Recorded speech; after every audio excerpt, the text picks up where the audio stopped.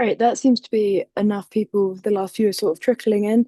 But yeah, thank you very much for coming to the Greenhouse Gas Consultation Protocol Scope 2 Cram session. It's great to see so many of you here.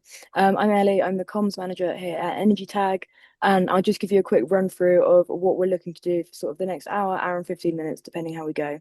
So first up, Killian's going to cover integrity and impact with The Way is Clear. Shailash will then consider feasibility, followed by Alex, who will give some of the key closing arguments.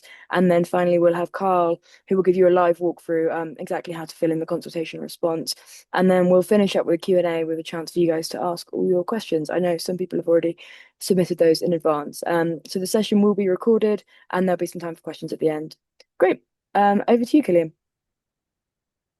Yeah, thanks very much, Ellie, and for everyone for kind of joining in so much numbers. Obviously, just 10 days left, so really good to see the interest, and hopefully as many of you as possible can submit. So what I'm going to do is just to kind of take a step back and describe what's ongoing with this process, what's being proposed, and why that's important. So GHGP, it's kind of the global rule book for electricity accounting for companies, used by 97% of the Fortune 500. Companies reporting using it consume more electricity than India. So it's a big thing, it matters. It also kind of de facto helps set rules for things like clean power markets, on PPAs and certificates. It's also the basis for regulations like the EU CSRD. And this is a once in a decade opportunity to update it, right? This doesn't happen all of the time. It likely will not happen again for another decade or so, and these rules could be still in place by 2040. And that's the future we kind of need to be thinking of and designing for. And critically, this review process that's ongoing at the moment is based on three pillars: integrity, driving climate impact, and also feasibility. And they're all very important and they are in hierarchy. So we can't just have an update that focuses excessively on one of these. It needs to strike a balance between all of them. And so what's the problem? Well, basically today there's a significant credibility gap that's been covered in the press a lot. It's been called out by experts like Michael Liebreich in his recent piece on the pragmatic climate reset. Today's greenhouse gas protocol, it basically allows you to be 100% renewable based on things like being solar powered at night while offsetting coal or gas consumption. That's obviously absurd. It doesn't make sense. It damages credibility, and so the rules need to be tightened. And I think he puts that really well. This has been covered in the press. The FT have done pieces on this, for example, illustrating, down on the bottom right here, that a data center, in PJM or in Virginia can claim to use solar power from Nevada, even though there's no or very little interconnection between those two places. We see similar cases in Europe as well, and that doesn't really work. And that means that the numbers basically don't stack up. The top one here is from that FT piece as well, showing that many organizations, this is just a selection of them, are following the rules and coming out with numbers on the market-based method that are close to zero or actually zero, while they continue to significantly grow their demand for electricity and not match that with clean energy really on a granular basis. And so the numbers kind of don't stack up. The accounting doesn't make sense. And what is accounting if the numbers don't work? Down at the bottom, there is an example from the IEA's Energy and I report as well, showing many organizations are already 100% renewable. Meanwhile, the world and grids at large are far from that. And so we need to kind of tighten things up. And so what do? We move towards reality a bit more. So today, status quo, it's good to get things started. This annual accounting or matching that we use that allows these solar powered at night claims, it ignores some of the most important things in grids today, incentivizing demand flexibility and energy storage. Why invest in a battery if you can use a solar certificate at night, right? Like that's not really good enough. So we need to move towards more hourly and realistic accounting, things that power markets already do that will incentivize clean flexibility, like storage. Also, on location, today we have really broad stroke boundaries, entire US, entire European continent, assumed to be perfectly interconnected with no congestion, allowing certificates flow without any limits. We need to tighten that up as well. In Europe, for example, 9 out of 10 electrons are produced and consumed in the same country. We need to better represent things. Germany imports 3 times more certificates than physical electricity that can be imported into Germany, and that doesn't really make sense. So we need to make sure that interconnection is valued and incentivized, and not assume the job is done already. And finally, we want to make sure there's some fair allocation. So, you know, if everyone, all citizens have paid for a certain clean energy asset, and that gets just claimed by one organization, that's not really fair. And so we need to move towards things like a kind of a standard supply service, or methodologies that mitigate this resource shuffling. And basically, the proposal essentially largely does that. Is it absolutely perfect in every sense? No. Does it vastly improve market-based accounting as we know it today? Yes. And so simply, what is on the table is that for large consumers, after a phased-in period, they would have to report their clean energy procurement on an hourly basis. They would have to procure within reasonable deliverability regions, including cross-border transfers where proven. And they would also have to abide by standard supply service rules, basically, that would make sure that they're able to claim the clean power that exists and they've been paying for, but not that clean power that others have paid for. Also, there's updates to things like the residual mix to make sure that there's not double counting happening by just defaulting to an average mix. And there's important feasibility criteria that are also proposed in the updated proposal by the Greenhouse Gas Protocol. So, for example, load profiles. If you don't have hourly consumption data, no problem. Take your monthly or annual data and just divide it by the number of hours in that period. That's already a way of getting to an hourly load profile. You can get more detailed and granular as well. There's exemption thresholds, so they're being consulted on at different levels. But essentially, we're looking at probably 70, 80% plus of companies not having to do the hourly accounting. So SMEs, smaller organizations, they wouldn't have to do it. But the large ones who consume the vast amount of electricity, they would over time. Legacy clauses, if there's a long-term contract in place, you have a PPA already signed, that would get grandfathered under certain conditions, and obviously phased implementation. This is not going to come in overnight. It will happen over time. And the consultation is open now. So, we'll be going through this far more in a minute. But basically, there are the key sections here in terms of the questions. We have a guidebook that kind of will guide you through it, and Carl will talk more about that in a minute. 31st of January is the key date there. Please do get your responses in. It can even just take 30 minutes if you are stretched for time. And it could be a very impactful 30 minutes. 30 minutes to impact how, clean energy is accounted for, perhaps for the next 10, 15 years.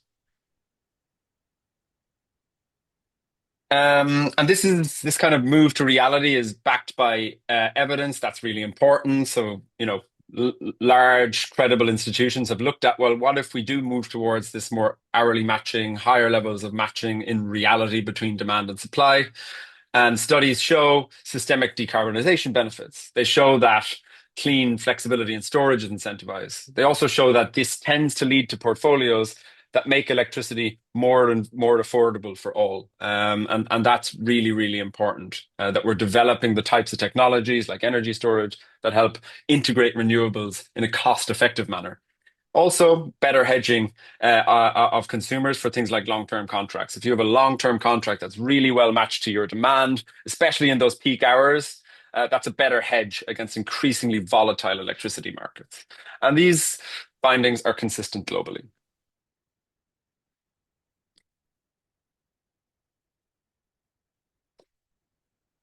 Yeah, we can move through. Yeah, perfect. One example of this is a recent working paper put out by the Electric Power Research Institute looking at the United States. It's very consistent with other studies that have been done on this topic. It basically shows, for example, here on the left, you see the build out of clean energy portfolios under different types of procurement. You can read the paper yourself. The headlines are only hourly matching incentivizes storage. That's something we see that's common across modeling studies. And that's not surprising because in an hourly case, you actually have to go and procure battery storage rather than taking solar from midday, for example, in the evening when the sun's down.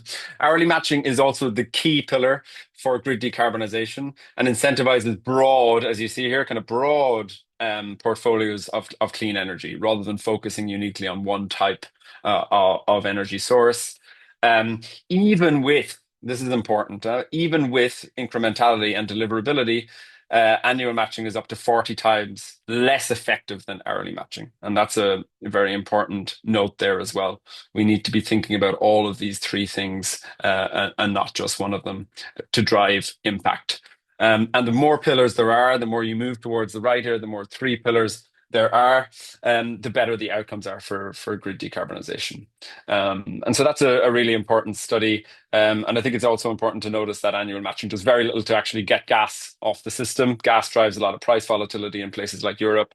Annual matching kind of masks over that gas rather than actually tackling the problem head on. And yeah, credible policymakers are starting to align more and more on granularity. This is just two examples from the last month. So the UK government reviewed their hydrogen standards recently, which require a 30-minute accounting period for electricity. Some advocates were pushing for that to be relaxed. Basically, they said there's no justification for that. We don't really see any evidence for it, at least not robust empirical evidence.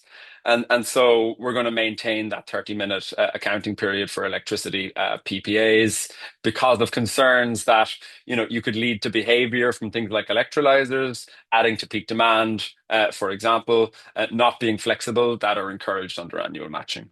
Also, the European Union recently published its rules on the carbon border adjustment mechanism, which does require physical deliverability and hourly matching if producers of products like fertilizer, in the future steel and aluminium, or direct electricity imports to the EU want to claim that that comes from a clean source, right?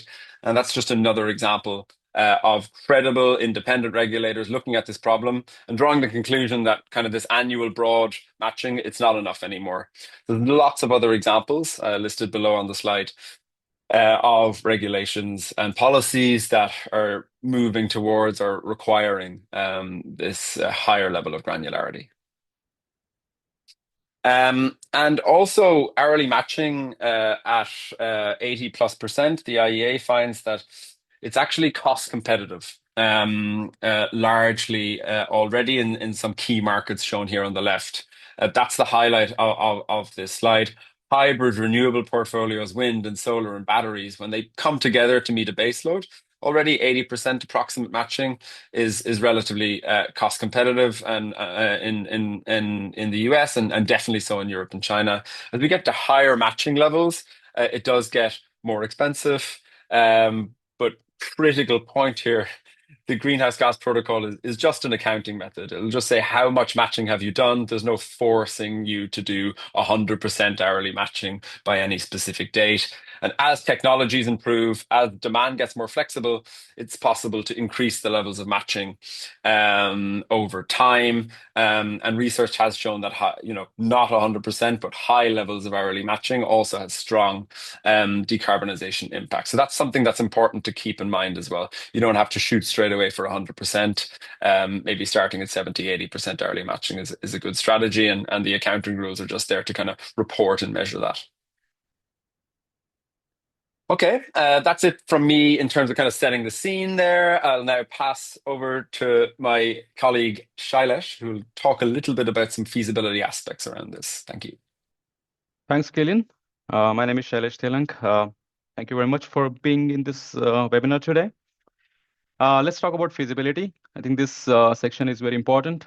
Feasibility is often framed as a technical barrier, but in most of the market, be it data, infrastructure, or sourcing mechanism already exist. What is changing is how honestly we reflect them into your Scope 2 claims.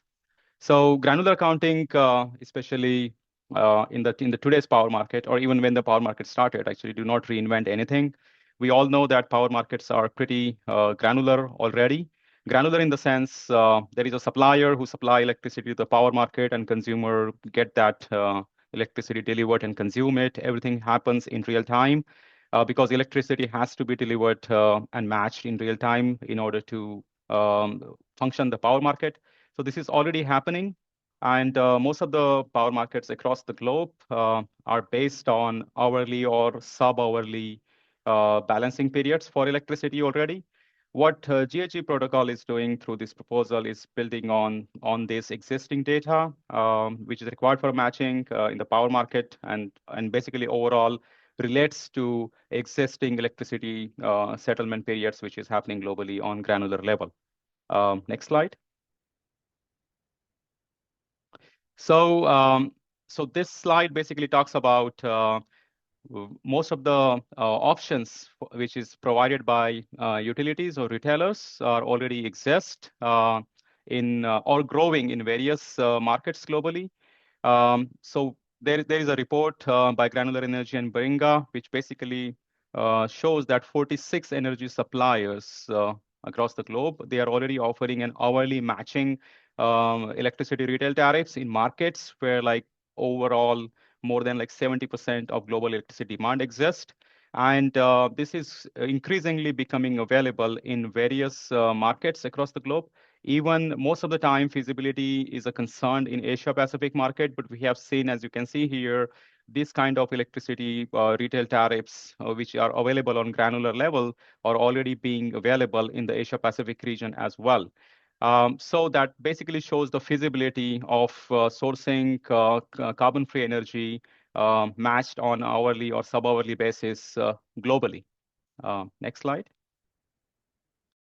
So Asia Pacific, especially, lot of markets are not just settle their electricity on hourly basis, but there are markets who settle their electricity at even 5 minutes level, such as Australia.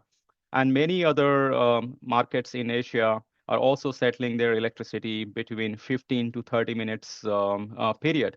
That shows this data which required for hourly matching by corporations when they make claims already exist in these markets. It's just the question about accessibility of data. It's not about availability of data. As we have seen, this data is already available, and most of the markets, even it is accessible when stakeholders request this data to their utilities or retailers.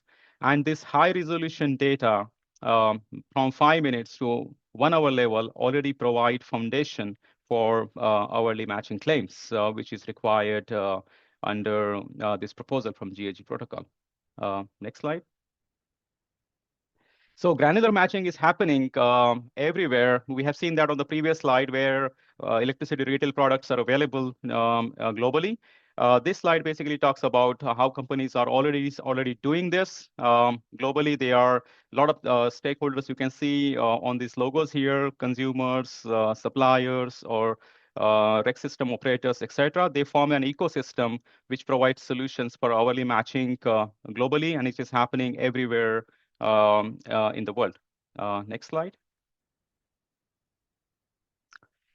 Okay, so I think this is very important slide for the conversation today because there are various myths around this proposal, but in particular there are two myths which we want to highlight today. Is the first one is this is an immediate 24/7 mandate for everyone. However, in reality, this is not true because these rules will not be final until 2027, and there will be like phase-in options as well. So this is not something happening, as soon as the GHG protocol, get updated and the standards gets available. That's not happening.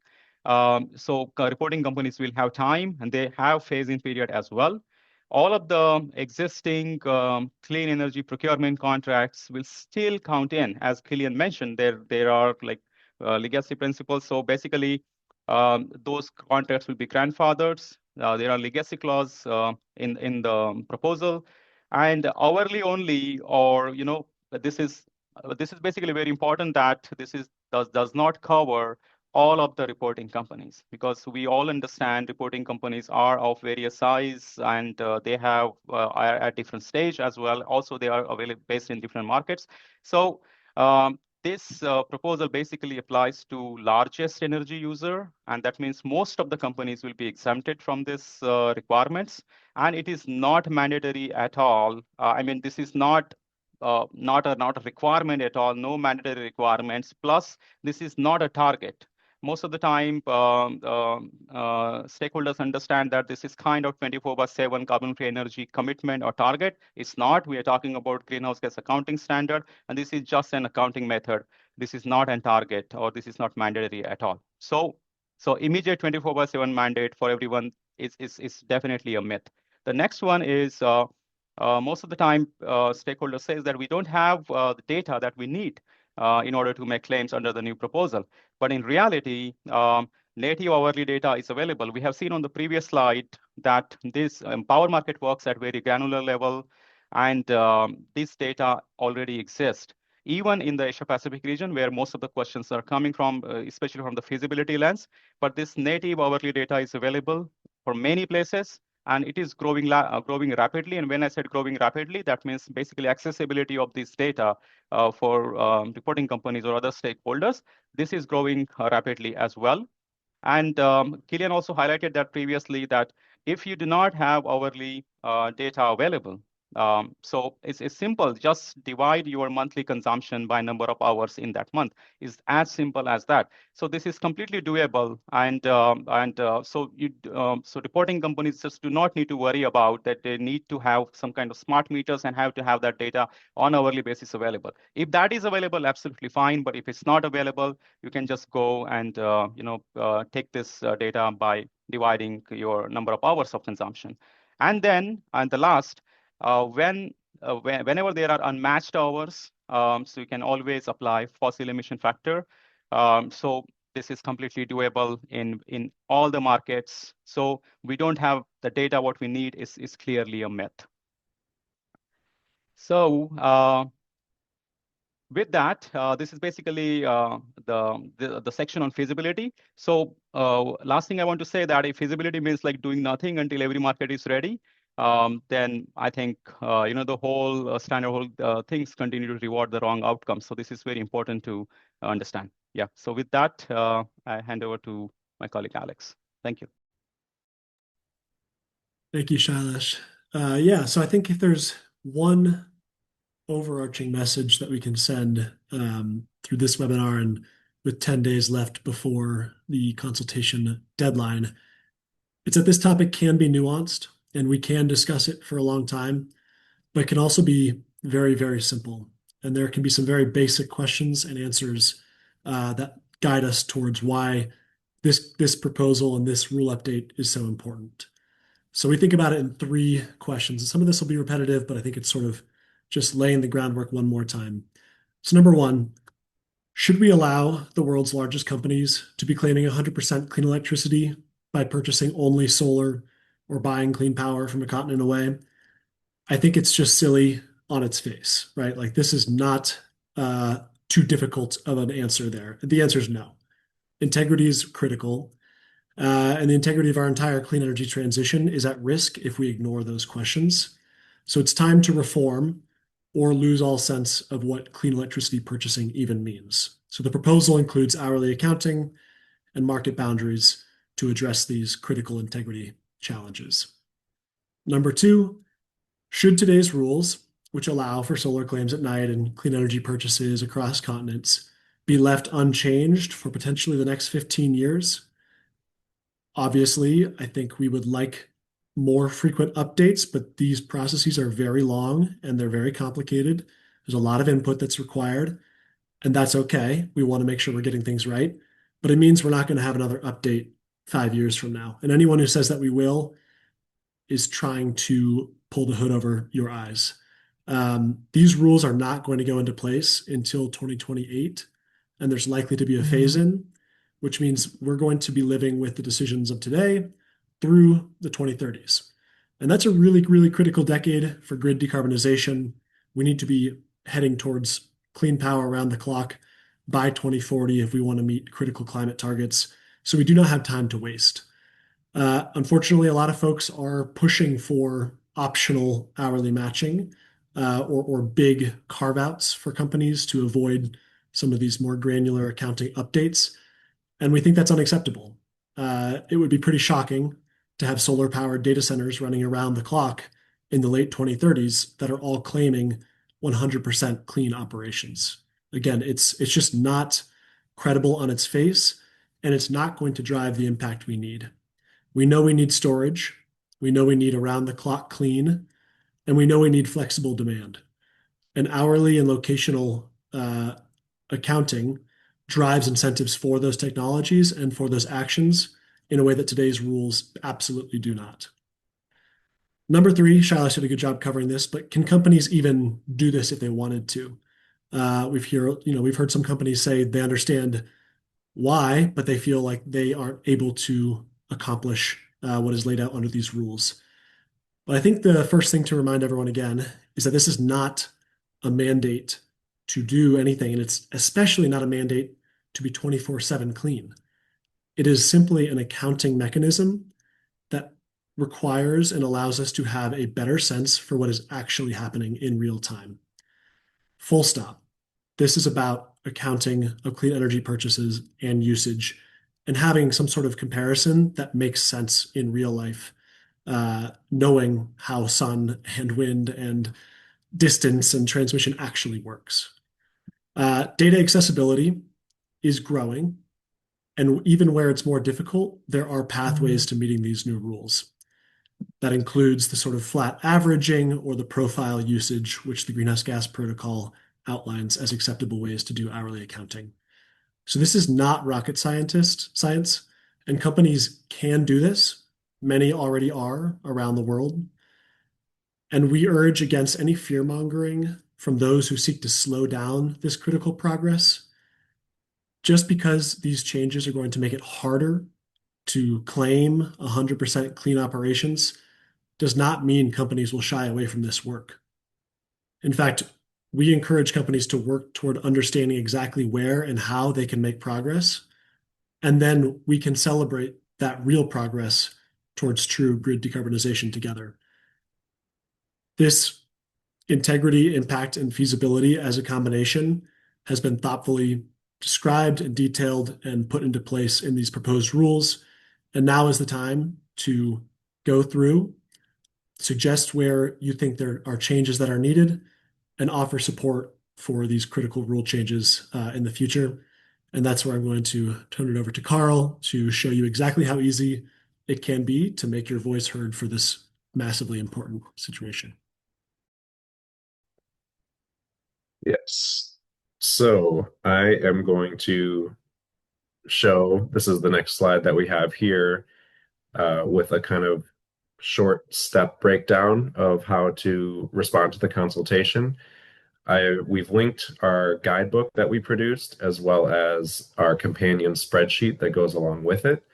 And I'll start by opening those up. I already have them opened up here. So we produced this guidebook to walk you through every step of the process. If you go just to the executive summary, it gives a very high-level overview of what all this is and why it's important. And then we highlight right up top what the very important questions to focus on are. So if you only have time for a brief submission, 30 minutes or less, you might want to focus on questions like this. You can also scroll through the entire list and identify questions that are especially important to your particular group, whoever you are representing, and provide targeted responses where you think you have the most to say or you would like to suggest changes. Critically, the protocol has highlighted how it is perfectly acceptable to leave questions blank and only answer in the places that you need or want to. So we highlight here in our guidebook some of the key questions, and then we also go into further detail on subsequent pages about how one could craft a more fulsome response. And that can include utilizing our companion spreadsheet. And so I've also opened that here, it's also in our slide here, but if you open up this companion spreadsheet, it's similarly like the guidebook, has the high-level questions if you just want to do a very brief response and you want to focus on the most critical questions. But the full thing, I'll just kind of scroll to show you, it covers absolutely everything in the consultation. It kind of tells you the question, the topic, what it means in plain English, and then similarly what the question is and energy tags take on it, our explanation. We provide additional notes and figures on the right.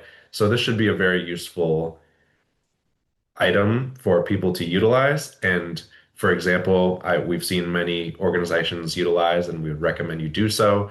What you can do is you can add another column next to this response tab and just kind of formulate your own beforehand. We highly recommend that you formulate your responses beforehand before going to respond to the form, which I've put in a split window on the right here. So from our little slide and or from the guidebook, we have a link to the survey all over the place in our materials. But if you were to click on this survey tab, that's what comes up over here.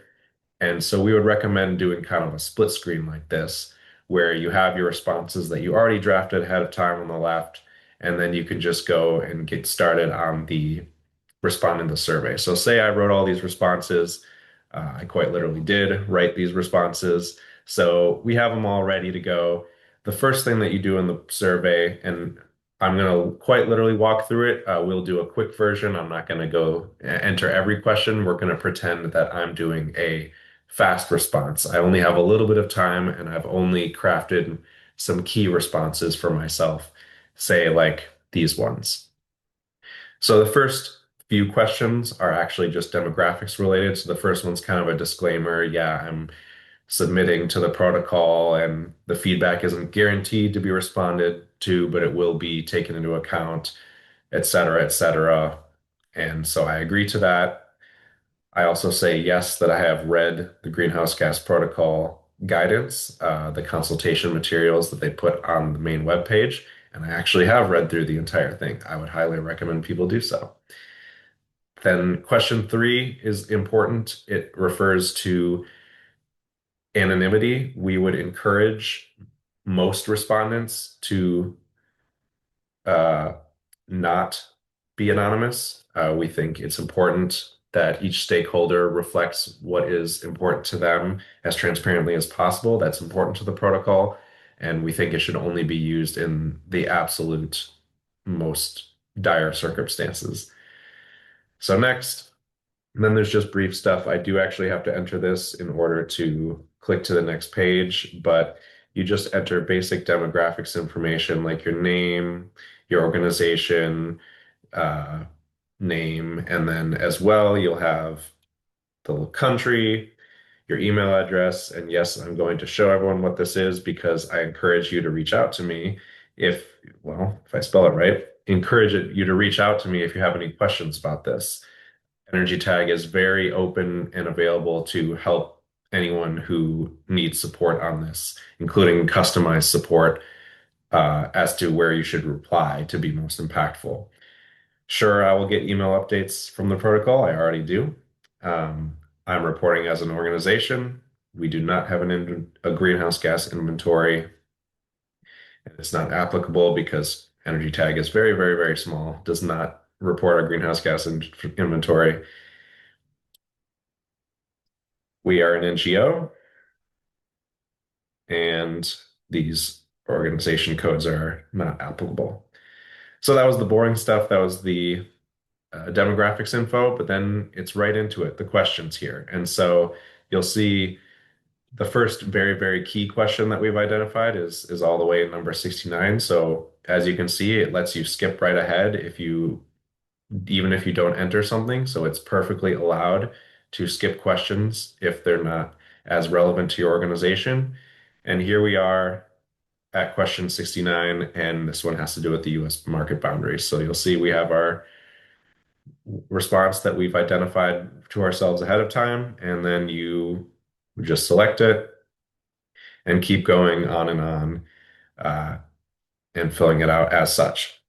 I'm not going to fill out the entire thing and click through to the end, but then you would just hit submit and you're all done. So high level overview again, it can be just that quick. You can see how I went over that in just the last few minutes. And the kind of looking through the stuff ahead of time is really the meat of it, and then submitting is very quick. So you just utilize our materials, craft your responses beforehand, and then copy them right in, and you're all done. It's legitimately some of the most impactful time you could spend in the space of carbon accounting, decarbonization, that kind of thing. As we've noted many times, my colleagues have noted, this is going to be in place for years to come, over a decade, most likely. And so this is very key to electricity decarbonization. So I'll go back to the slideshow. Hopefully that walkthrough was helpful, just showing how simple the protocol has made it for us, even if the topics themselves are somewhat complex, but that's what our guidebook was for. So for action items, after you've heard about this, respond. That's the most important thing you can do, and that's what the protocol wants to hear from you about. There's a reason they're doing this. They want to hear your views and be able to incorporate them. So utilize our guidebook, go on to respond to the survey, ask for our help if you need it. Again, that's my email, carl@energytag.org, or any of my colleagues. We are very willing to help out in this last week and a half that we have here. So share with your networks as well. Anybody else who you think needs to have this on their radar and could give a response, make sure to let them know. We only have just over a week left. The deadline is January 31st, so we have to make sure to get that in. It is a very impactful thing to work on. And with that, we'll go to Q&A. I'll stop sharing my screen, and then I can just go over some of the questions that we received, a number of them beforehand, when people responded or signed up for the webinar. And then I believe we've also received a number of questions live. So I'll just kind of moderate that. I'll stop sharing my screen, and then start highlighting some key questions.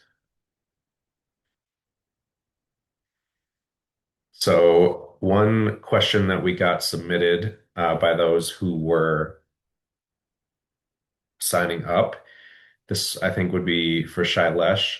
So for cross-border renewable energy trade in the Asian area, alternative methodology 2 under the market-based method would likely be most applicable. And for those not familiar, that refers to, if you want to deliver or show deliverability of your clean energy claim, it either has to be within the same market region as your load, or there are two alternative methodologies that you can show, one of which has to do with the price differentials between your grid region and the one that you're trying to claim from, or alternative methodology 2, which involves showing exclusive transmission rights. So with all that said, what data should governments or grid operators provide to show that the requirements of this method 2 are met? What kind of things do you think that governments and grid operators should anticipate customers asking for to prove this? Okay. That's a tough question, I think, especially from the Asia Pacific perspective, because most of the ASEAN grid region countries are trying to cooperate for broader power markets in the region, and this cross-border trade of electricity related conversations are happening around the world, popularly known as CBAT. I think so. The deliverability principle is very important here. So one definitely need to have physically delivered electricity in order to enable claims under the new proposal as well. I think that's what it supports. But especially around cross-border trade, I think that part is still under development, because the whole cross-border trade landscape is still developing and evolving. We don't know how the market structure evolve in near future. But I think for now, let's say if from the contractual instrument perspective, if you can establish the chain of custody between point of generation and point of consumption. I meant the electricity is transferred and physically delivered and supported by a contractual instrument, which is basically power purchase agreement, and also backed by the local regulatory framework in the region. I think those evidences will be needed in order to enable claims. Is there anything else, Killian, you want to add in? Yeah, Just maybe I to can. I think this is actually one, we were in Singapore recently actually discussing this, and I think one thing that's, today typically in a lot of Asian countries, the boundary is at the country level. And so cross-border trade isn't typically enabled under greenhouse gas protocol. Under this proposal, it would be, because if you can demonstrate that you've transferred electricity from, let's say, Malaysia to Singapore, that has an hourly correlation and physical delivery, then you can source also from outside of the country boundary, which is actually a significant improvement and hopefully will drive more interconnection, but also in a credible way. So maybe I just add that point in there on the deliverability, that cross border is going to be enabled if it's credible in ASEAN region. Yeah. And I think this segues well into another question that was submitted live. So, there's a number of things. Part of the reason we have this consultation is to request feedback. And there's also, this is kind of the higher level phase one, and then there will be more detailed phase two. So that I kind of gave it away. But the question is, I heard Greenhouse Gas Protocol will revise proposals based on feedback of this consultation, and then do a second consultation on the location-based and market-based methodologies. Is that true? And that's to Killian. Yeah. So yeah, of course, they're going to gather. I'm a member, obviously, of the technical working group. So at the end of next week, the gathering will be finished of consultation responses, and that will be, I guess, summarized and talked about at length in the technical working group. The plan is to have a second consultation phase at some point next year. That won't necessarily cover all the same topics as are being consulted upon now. I guess it may take some elements into the second consultation, but there'll also be new, more fine-tuning elements as well. That would be part of that a second consultation. But of course, the reason you run a consultation is to try get broad stakeholder input and improve the proposal that's out there today. You can find all of this, by the way, on the very public and transparent meeting notes and slide minutes which discuss this topic. Cool. Next one will be for Alex. So I've seen some questions both submitted live and beforehand. How do we think about the Greenhouse Gas Protocol updates versus SBTI updates? How are they going to overlap? How are they going to differ? Just kind of give some context there, because both have been going on right around the same time, almost. Yeah, and I think it can get confusing. There's a lot of different standard updates processes happening right now. One thing we keep reiterating is Greenhouse Gas Protocol accounting methodology, SBTI, RE100, Climate Group 24/7 Coalition. These are all target setting, sort of achievement-based organizations or progress-based organizations. So when you become SBTI accredited, you're saying, I am committing to achieving X, Y, and Z towards decarbonization. I want to be a net zero aligned company. That is not what the Greenhouse Gas Protocol says. The Greenhouse Gas Protocol just says, here is how you come up with your Scope 2 emissions number. Now, there is some harmonization in the fact that you do need an accounting standard for target setting. And the Science-Based Targets Initiative process, which closed for public consultation last month, does largely align with this sort of step towards more granular accounting. It's yet another example of a thoughtful science-based discussion leading to the same result, which is more accurate accounting drives greater impact and higher integrity. So there is harmonization in the sense that hourly accounting will be required for the largest companies. Market boundaries will be included. One big difference is that they're actually going to require new clean electricity purchases, which is slightly different than standard supply service, which simply says that publicly funded and supported energy must be shared equally, and then everything else needs to be new. It's sort of a nuanced distinction on the same issue, trying to address driving new clean energy onto the grid. So they are harmonized in that sense, that they're sort of have similar accounting standards. But again, Science-Based Targets Initiative is for companies that say, I'm willing to put in a lot of work and time and money to do the most ambitious thing possible. And that's sort of a different question. There was another question in the chat that was, saying feasibility can be a real challenge for companies that are committing to those higher integrity targets. Um, and that's certainly true.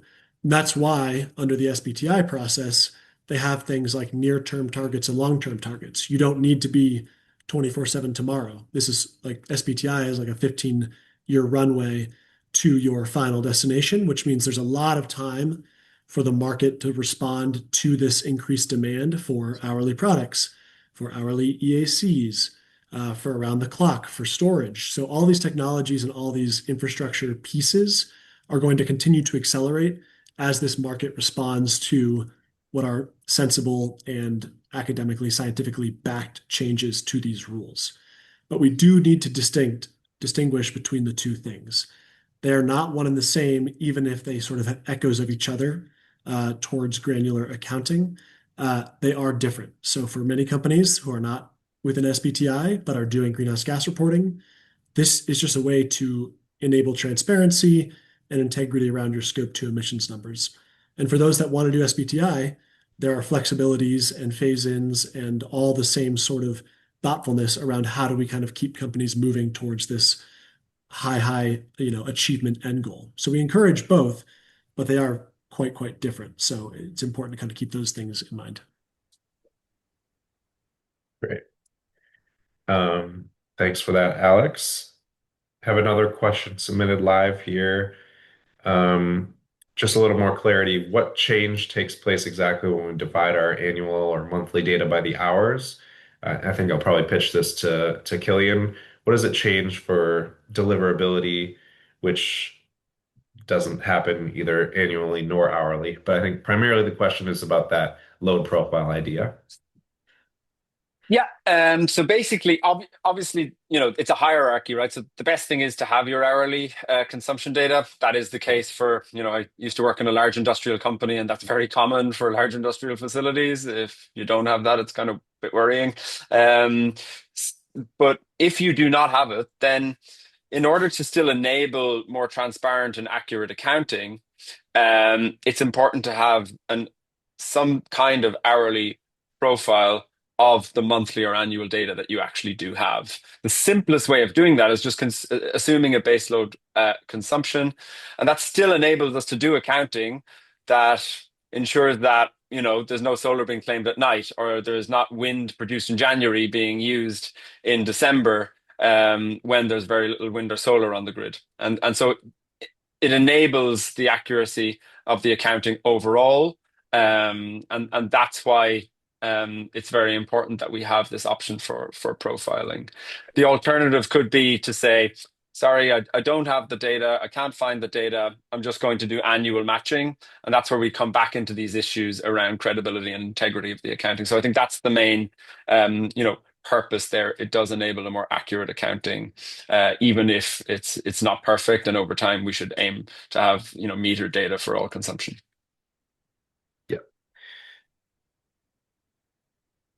Let's see. Another question submitted live.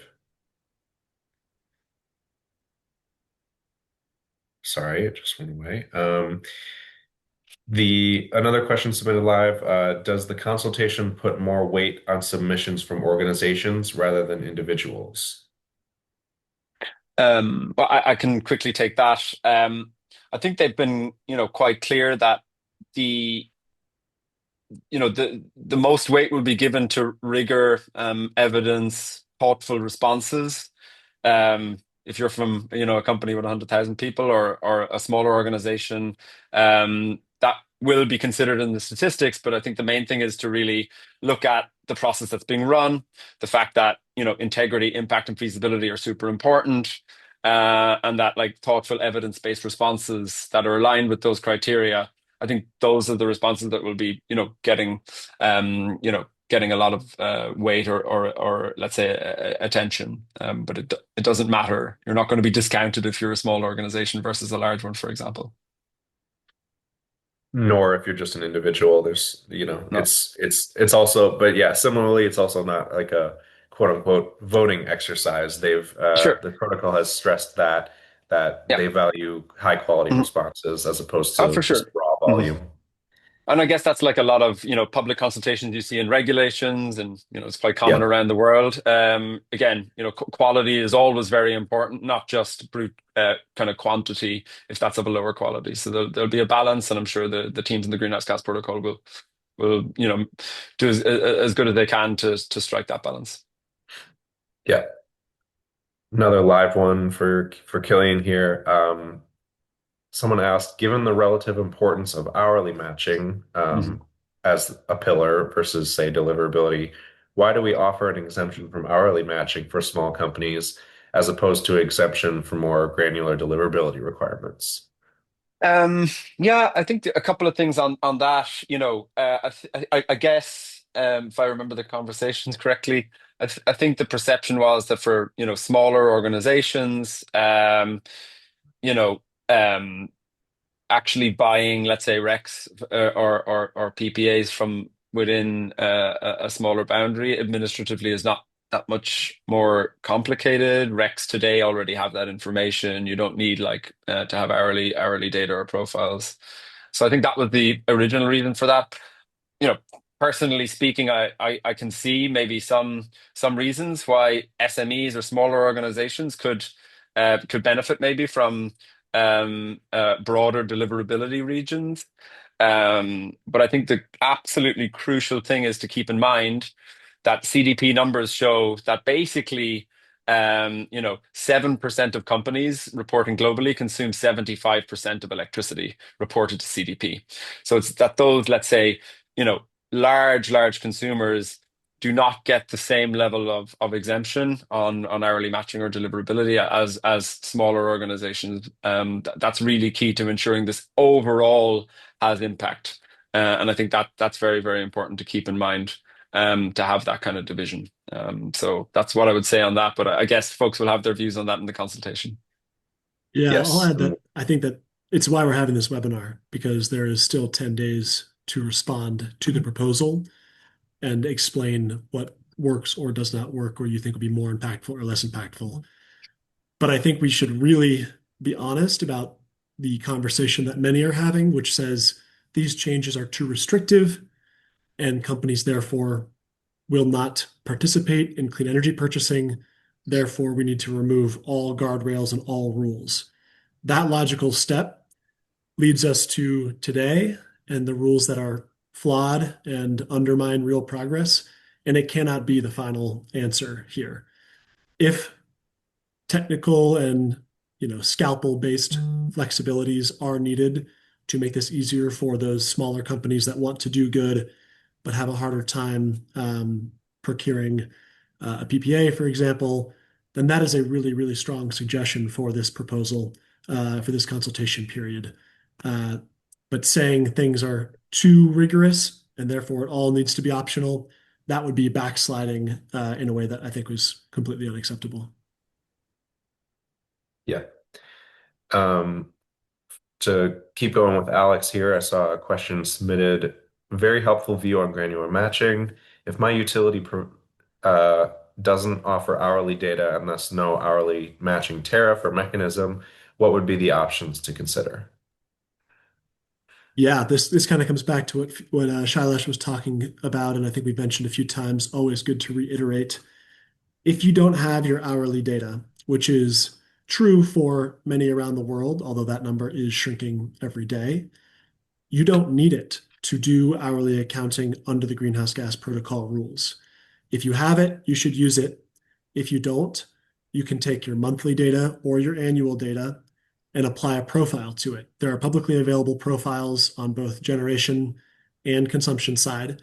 So if you know your total over the month, you can apply the applicable solar or wind generation profile or grocery store, retail store, data center load profile to that number and get quite an accurate calculation on your production and consumption on an hourly basis that will look far more accurate and be a lot more aligned with reality than today, in which you just say, well, over the course of the year, I use this much and I bought this much, and it all comes out in the wash. So that's what you can do. You can take those steps to say, well, I have the data I do have, and I can apply, realistic profiles and come to something that is more granular. And if you don't have even that, that's when we come to this sort of flat average or time of use average, in which you can say, I use this much hours during, or I use this much power during the daytime, and I use much less at nighttime. And you can sort of apply a time of use average to get to a closer approximation to reality. And again, this is all meant to be sort of a stepping stone towards more ubiquitous hourly data, which is coming. And I think with these rule updates will be an even greater push in the market. But you do not need it today. So it's great that it exists in many places, but we want to make it very clear that it is not the only way. And the Greenhouse Gas Protocol proposed rules have thought about this in a way that makes us accessible for everyone, no matter the circumstance. Great. Let's see. Scrolling through other questions we have here. Just kind of dialing in a little bit more on some of the feasibility measures. So someone was asking in the market-based method, so is there an indicative electricity use threshold under consideration or an estimate of what share of national load an exemption would capture in each country? That kind of thing. I'll do them one by one. So I was going to pitch that one to Alex. Or yeah. Yep. Yeah, sure.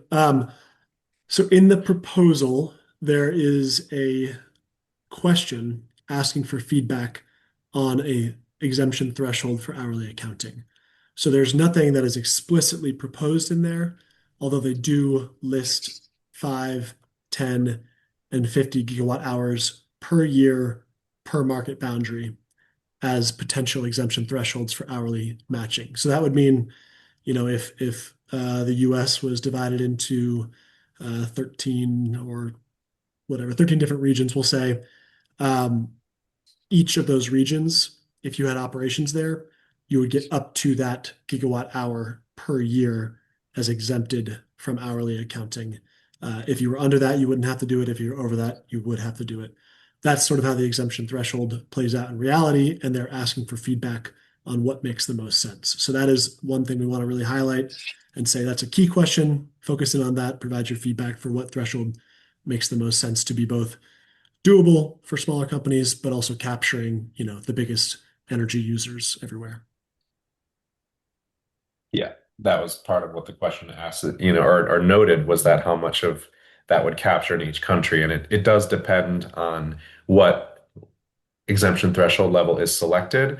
But because there's such an outsized contribution from the largest electricity users, and that you can certainly set a threshold level that captures the vast, vast majority of load while still only requiring a very small number of companies to actually have to report hourly and take a leadership role there.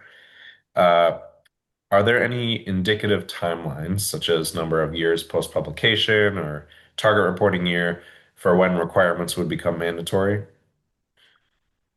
I wouldn't say there's anything that has been clarified as to exactly when this is going to happen, but we do know, based on the development of the rule timeline, that these won't be finalized until the end of 2027. That's the expected date in which these rules will be published.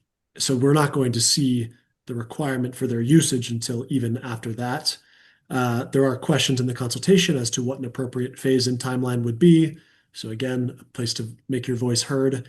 But it wouldn't be, an immediate turnaround like the next day companies need to start using these rules. So we can imagine a year to phase in to make sure companies are familiar with the new rules, and some operations can kind of get into place to make this easier. So we're looking at the late 2020s first reporting year at the very earliest. And we encourage sort of as early as possible getting these rules underway, because again, the sooner we start accounting this way and thinking this way, the sooner the real impacts start to show up and the real decarbonization can occur. But that's sort of the timeline as we understand it today. There's no hard and fast proposal as of now. Great. And then finally for the legacy clause, is there a proposed cutoff date or contract vintage? So for example, PPAs signed before X year for eligibility or guidance on the maximum transition or expiry period, phase implementation, anything like that? These questions are great. They're just tee-ups for go to the consultation survey and address these questions. They ask a number of questions in the survey about legacy clause, whether it should be for the life of a contract for a limited time, when the execution date needs to occur, and should there be sort of a hard cutoff date for when legacy clause is no longer applicable.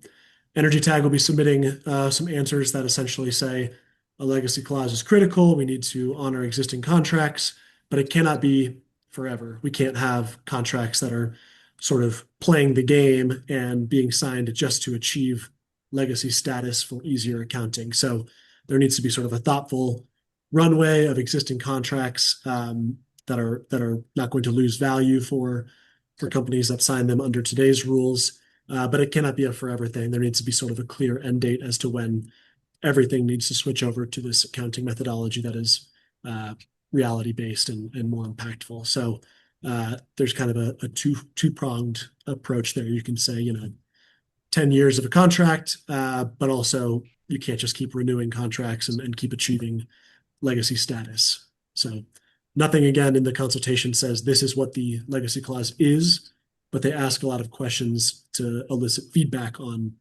all of those things. How long it should be, should there be a hard end date, when should it start? Cool. For Killian here, someone's asking about boundaries. So regarding oops, that just bounced around. Regarding the reference to the electricity market operated by ENSO-E, could you please clarify how the market boundary should be interpreted?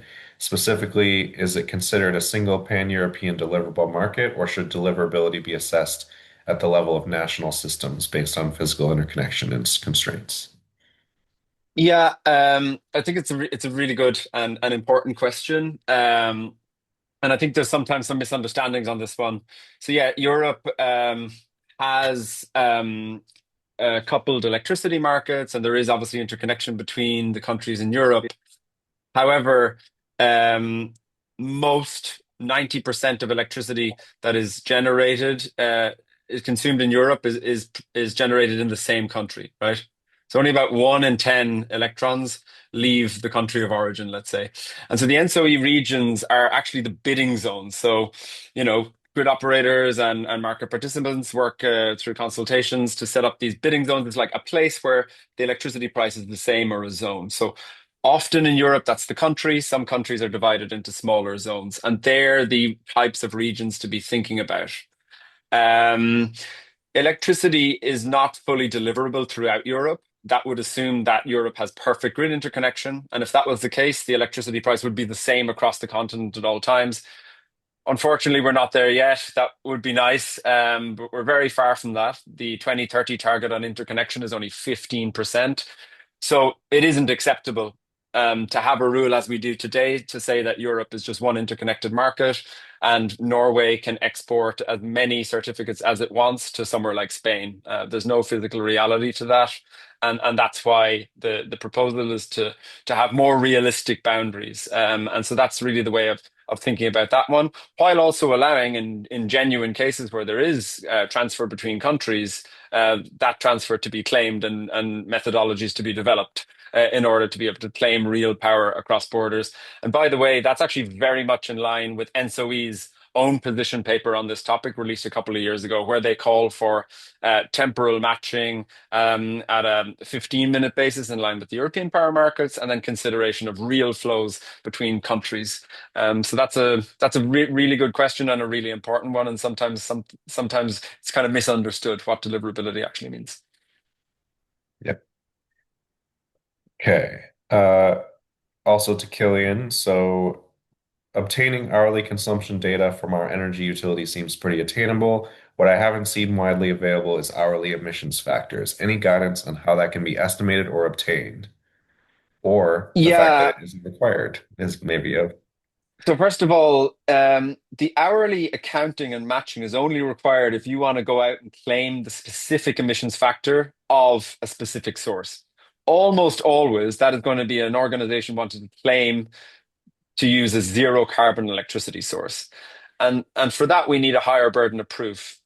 Um, there's no requirement in the market-based method to have hourly grid emissions factors. It's good if you do to have an hourly residual mix, for example. That is fantastic, but you don't need that. You can use the monthly or the annual residual mix if that's all you have. And then obviously defaulting to this kind of basic fossil number if you really don't have any other data available to you and you don't want to go out and procure the certificates or the PPAs to actually match your load with specific sources. Um, However, that said, hourly grid emissions factors is actually quite widely available. It's published by NSOE across Europe. Look at organizations like Electricity Maps who developed this data actually for almost all countries in the world. I think well over 90% of electricity generation has some sort of hourly emissions factor from folks like Electricity Maps. So it is out there. And I'm sure we'll develop more and more over time as the importance of hourly matching is increased the more renewables we have.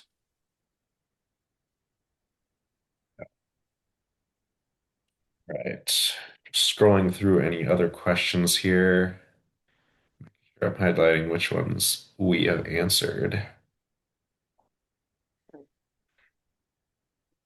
Yeah, I mean, always the topic. This is kind of a specific case, but how does hourly matching counted, or how does it impact in the case of huge AI data centers?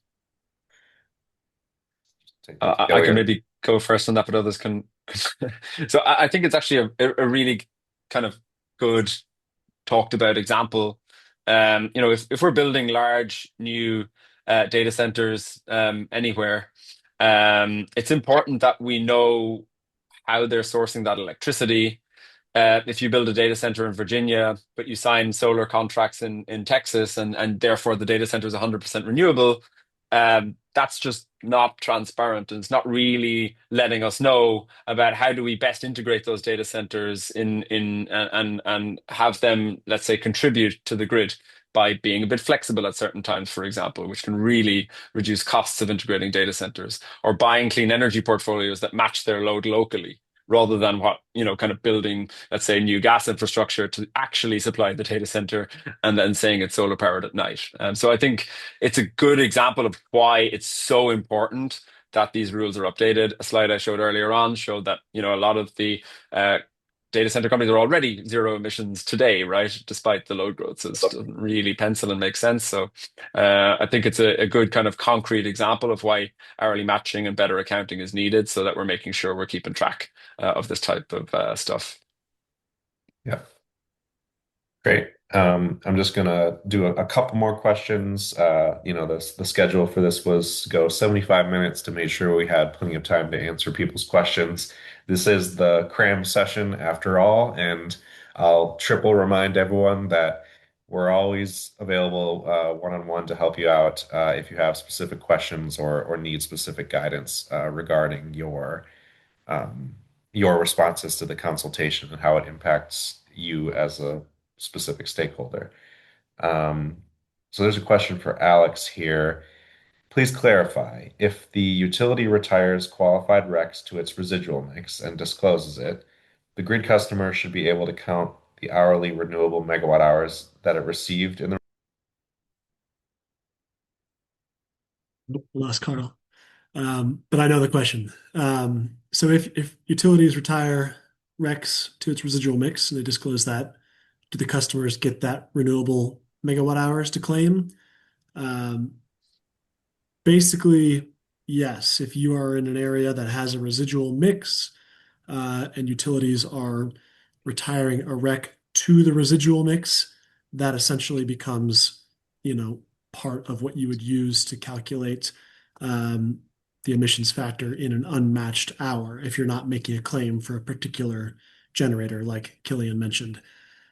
What I think is going to be more common is that utilities are retiring RECs for compliance purposes. So for a state renewable portfolio standard, for example, in the US, that would then fall under standard supply service.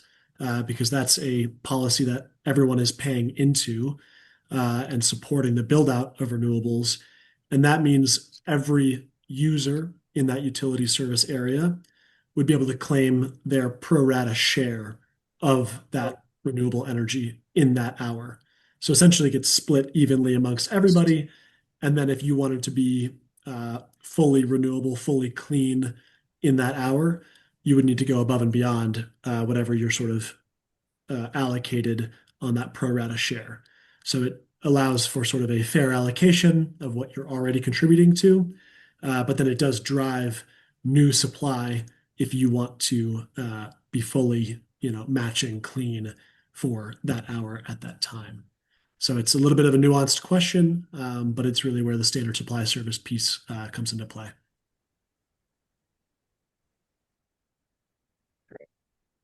Let's see. This is one, given that a large share of renewable energy buyers are located outside Africa, how might the enhanced deliverability requirements affect the African market's ability to finance and attract investment in clean energy projects? I'll pose that one both regarding the size of the deliverability regions for Africa and also just to make sure we always compare to what the status quo is of if that's doing anything for it currently. So I'll pose that one generally, whoever wants to take that one on.